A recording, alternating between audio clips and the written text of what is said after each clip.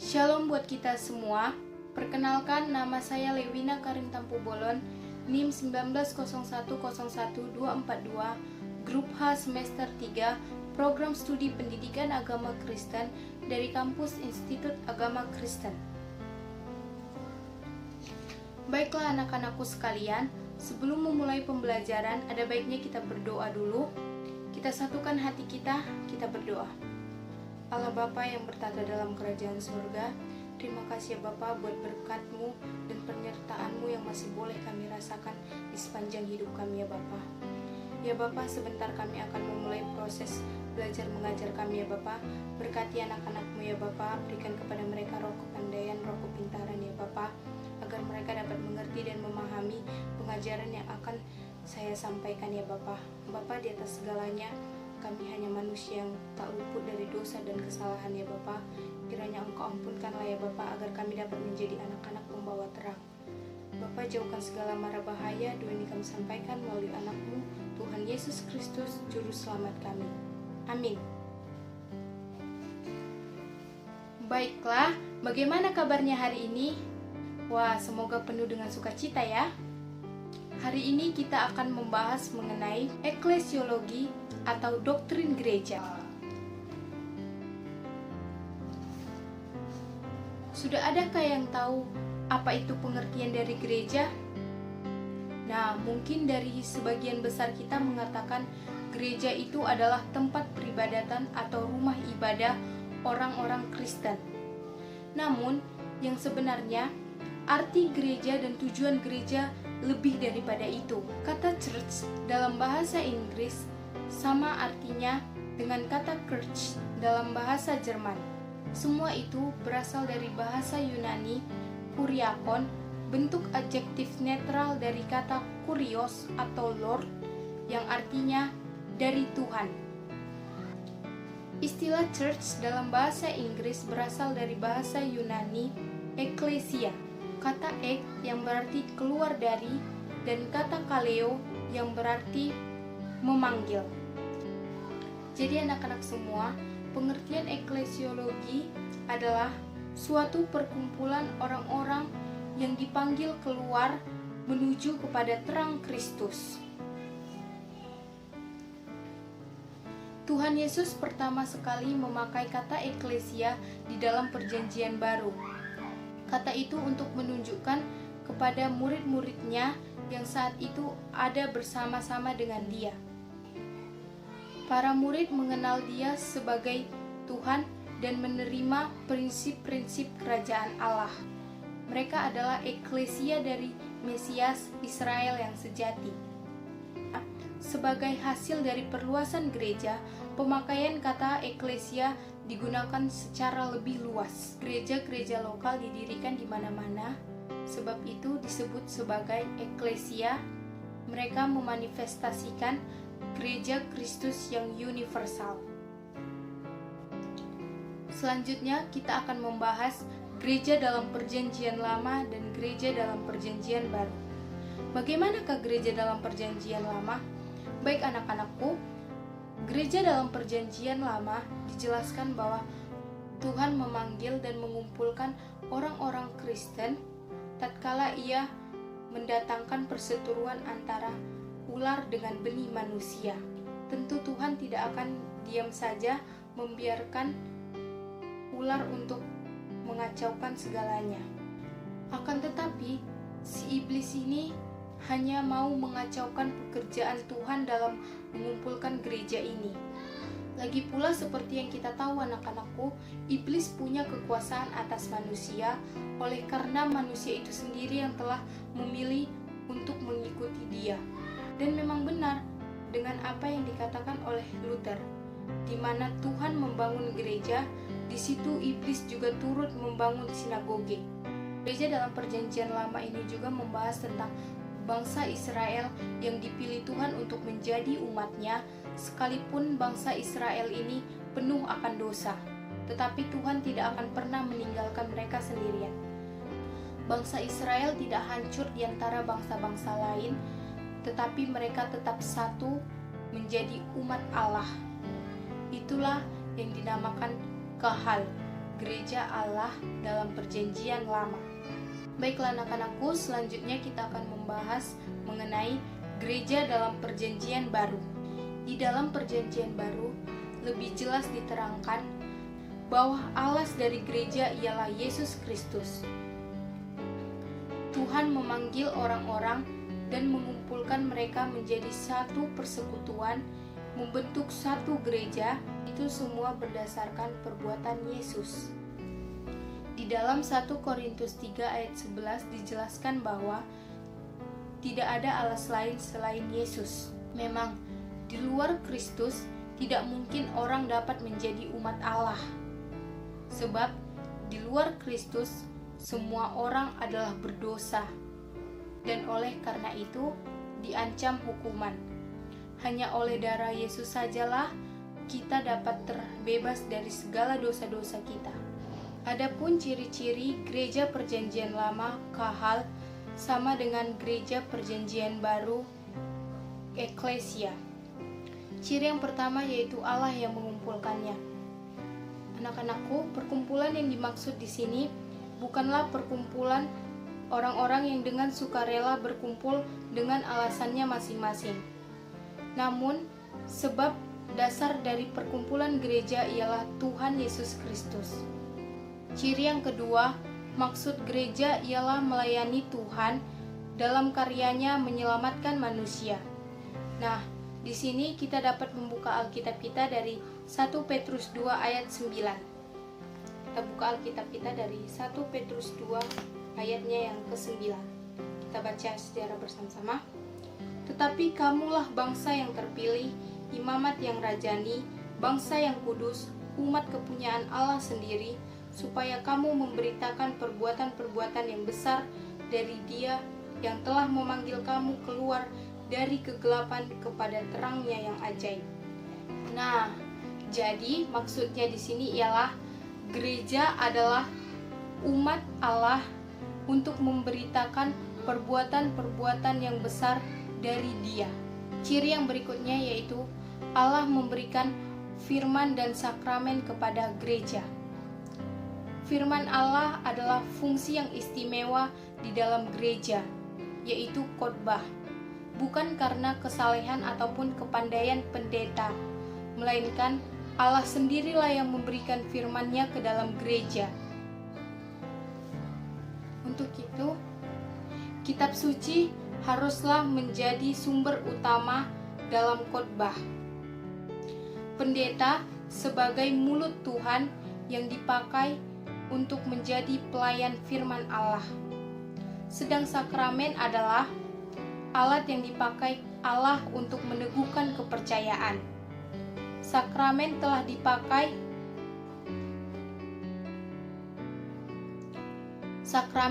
dipakai oleh jemaat sejak abad pertama untuk mengatakan kumpulan orang-orang yang dapat hadir dan dapat turut mengikuti perjamuan kudus serta baptis kudus yang dilayani.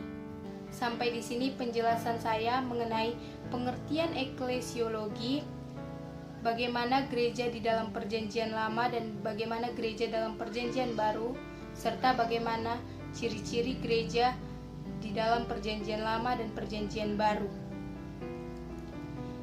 Untuk penjelasan selanjutnya akan dijelaskan oleh Miss Shirley.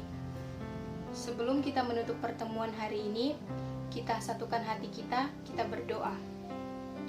Bapa yang baik, terima kasih ya Bapa, kami telah menerima pengajaran mengenai eklesiologi ya Bapa. Kiranya pengajaran yang kami terima tadi dapat bermanfaat bagi kami ya Bapa, dan dapat menjadi sumber pengetahuan di dalam kehidupan kami ya Bapa. Bapa, jauhkan segala mara bahaya, terpujilah Engkau kini, esok, dan sepanjang segala masa. Amin. Terima kasih anak-anakku semua. Tetap jaga kesehatan ya. Tuhan Yesus memberkati. Shalom.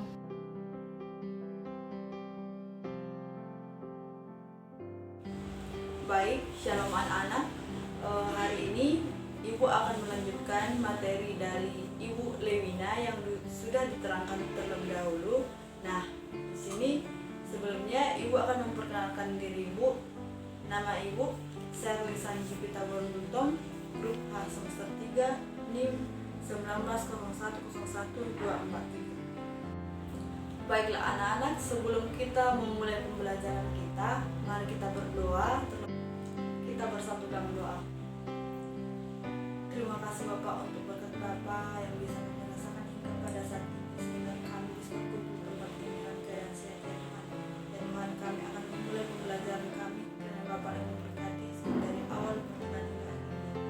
Dosa pelanggaran kami ya Tuhan, baik yang kami sengaja maupun tidak, dengan Bapak lain yang harus kami. Hanya dalam nama Yesus Kristus kami berdoa. Amin. Baiklah, untuk melanjutkan materinya, untuk materi selanjutnya kita membahas tentang ciri-ciri gereja dan sistem pemerintahan gereja. 4 ciri-ciri gereja adalah istilah yang terdiri dari 4 kata, sifat yang menggambarkan gereja Katolik atau timur maupun barat, seperti yang didirikan oleh Yesus Kristus. Keempat ciri ini diterima oleh beberapa denominasi Kristen dengan memasukkan mereka ke dalam kredo-kredo. Ciri-ciri ini sering diurutkan sebagai berikut, yaitu 1. Kudus, Katolik, dan Apostolik.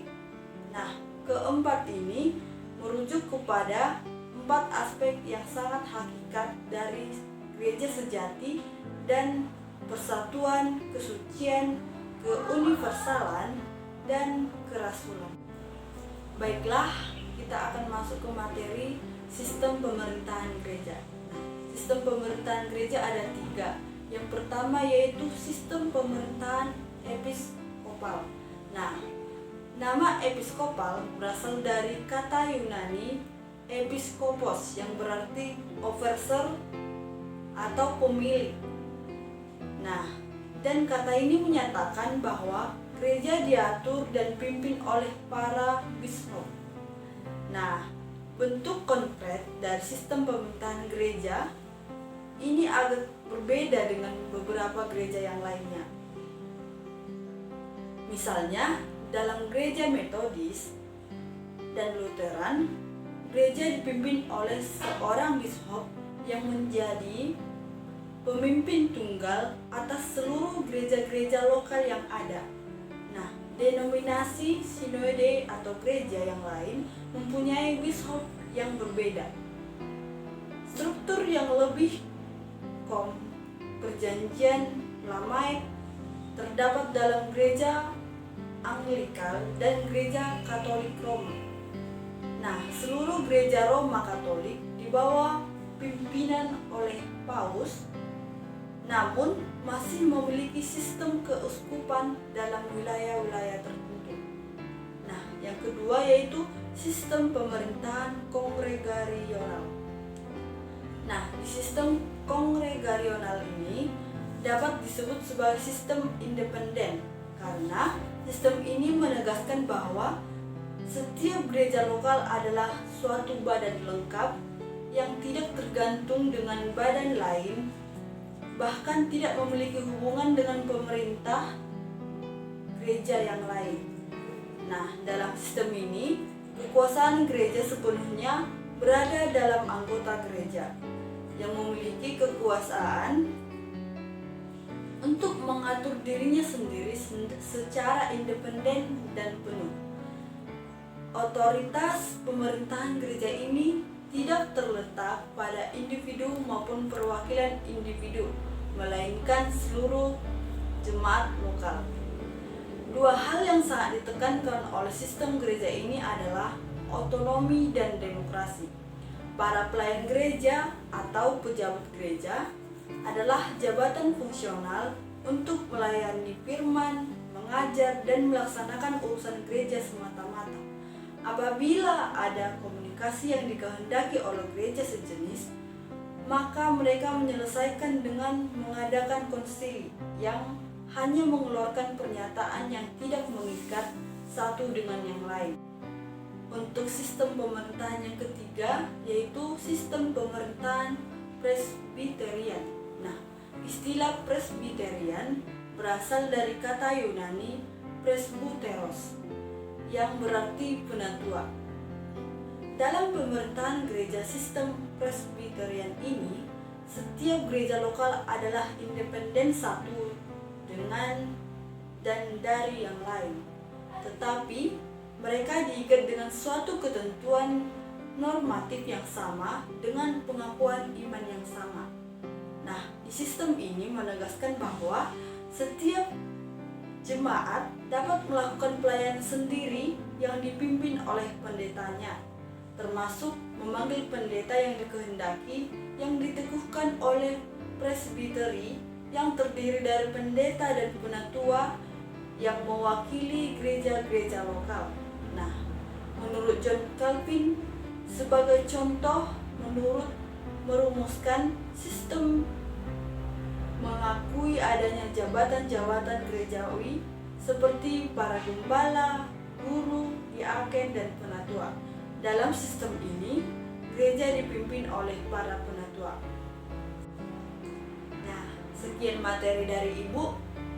Materi selanjutnya akan dilanjutkan oleh Ibu Sabda Lestari Berutu. Terima kasih. Mari kita bersatu dalam doa. Kembali kami Tuhan mengucap syukur kepadamu di mana Bapa selalu memberkati kami hingga pada saat ini. Ya Tuhan, kami sudah selesai melakukan pembelajaran kami, kiranya itu berguna untuk masa depan kami Tuhan. Hanya dalam nama Tuhan Yesus Kristus yang berdoa. Amin. Shalom untuk kita semua.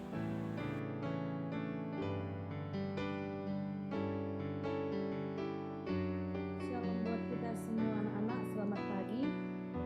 Baiklah, kita akan melanjutkan materi kita yang minggu lalu yang dibawakan oleh Miss Shirley. Baiklah, Miss akan melanjutkan materinya yang dimana minggu lalu materi yang dibawakan Miss Shirley yaitu sistem pemerintahan gereja. Nah, sebelum kita memulai materinya, terlebih dahulu kita berdoa. Mari kita bersatu dalam doa. Terima kasih Tuhan buat cinta kasih-Mu di setiap kehidupan kami, karena Tuhan masih memberikan kami nafas kehidupan dan kesehatan yang baik Tuhan. Saat sebentar Tuhan kami akan memulai proses belajar dan mengajar kami, karena Tuhan yang berkuasa di tengah-tengah kelas kami ini Tuhan Yesus, kiranya materi kami dapat kami terapkan dan dapat kami laksanakan di setiap kehidupan kami sehari-hari. Segala dosa dan perbuatan kami Tuhan ampunkan supaya kami layak menerima berkat daripada Tuhan. Terima kasih Tuhan, haleluya, amin. Nah, baiklah anak-anak, materi yang akan ibu bawakan yaitu jabatan gereja dan sakramen. Nah, jabatan gereja. Adakah anak-anak tahu apa itu jabatan gereja? Nah, ibu akan menjelaskannya. Jabatan gereja ialah untuk melengkapi orang-orang kudus bagi pekerjaan pelayanan Tuhan, bagi pembangunan Kristus, dan ini diberikan kepada seluruh pelayan Tuhan. Nah, jabatan-jabatan dalam gereja itu anak-anak mempunyai tujuan untuk melengkapi orang kudus bagi pekerjaan Kristus, yang dimana jabatan-jabatan tersebut adalah seperti rasul, nabi, penginjil, gembala, dan guru. Nah, jabatan penginjil itu adalah jabatan yang lebih rendah daripada rasul. Namun penginjil itu adalah jabatan gereja yang turut bersama-sama dengan rasul dan nabi. Rasul dan nabi mengokohkan gereja mula-mula. Walaupun tidak populer, namun jabatan penginjil lebih tinggi daripada gembala dan guru. Dapat kita lihat di dalam Lukas 10 ayat 1. Lukas 10 ayat 1, beginilah firman Tuhan. Kemudian daripada itu Tuhan menunjukkan 70 murid yang lain, lalu mengutus mereka berdua-dua mendahulinya ke setiap kota dan tempat yang hendak dikunjunginya. Demikian firman Tuhan. Selanjutnya, jabatan gembala dan guru adalah jabatan yang sangat kuat hubungannya dengan gereja. Mungkin tanpa jabatan ini gereja tidak akan berjalan dengan baik. karena kedua jabatan ini ada di dalamnya, namun ada perbedaan dan persamaan. Perbedaan guru ataupun pengajar yang dimana guru tidak turut dalam menjalani visi perjanjian lama gereja dan sakramen ataupun memberikan peringatan kepada jemaat, yang dimana guru hanya memberikan penafsiran yang secara alkitabiah dan menjaga doktrin yang murni di antara orang-orang percaya. Kesamaan antara jabatan rasul dan gembala, tugas yang dilakukan pada rasul dan pada zamannya adalah tugas yang sekarang dikerjakan oleh para gembala. Perbedaannya terletak pada cakupannya.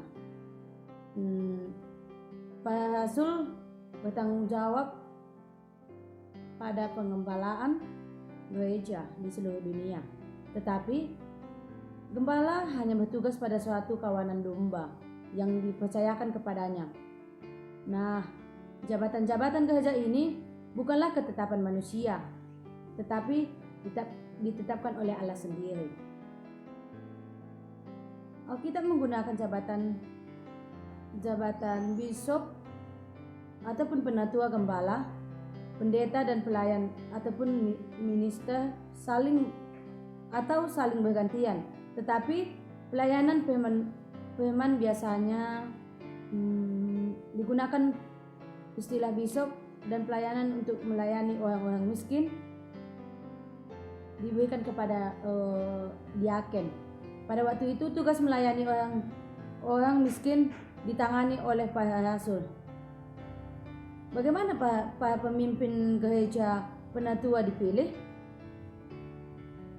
Paulus telah menuliskan kriteria yang memilih para penilik ataupun bishop yang tertuang dalam 1 Timotius 3 ayat 7. Kita buka Alkitab kita anak-anak.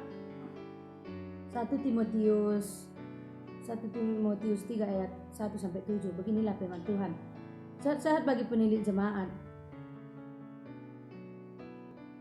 Benarlah perkataan ini, orang yang menghendaki jabatan penilik jemaat menginginkan pekerjaan yang indah. Karena itu, penilik jemaat haruslah seorang yang tak bercacat, suami dari satu istri, dapat menahan diri, bijaksana, sopan, suka memberi tumpangan, cakap mengajar orang, bukan peminum, bukan pemarah, melainkan peramah, pendamai, bukan hamba uang, seorang kepala keluarga yang baik, disegani dan dihormati oleh anak-anaknya. Jikalau seorang tidak tahu mengepalai keluarganya sendiri, bagaimanakah ia dapat mengurus jemaat Allah? Jangan ia seorang yang baru bertobat, agar jangan ia menjadi sombong dan kena hukum iblis. Hendaklah ia juga mempunyai nama baik di luar jemaat, agar jangan digugat orang dan jatuh ke dalam kejahatan iblis. Demikian firman Tuhan. Selanjutnya,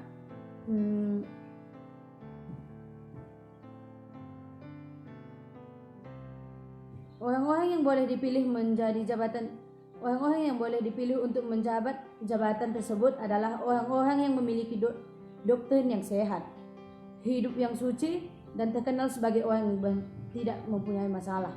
Berlaku juga untuk diaken dan para penatuanya.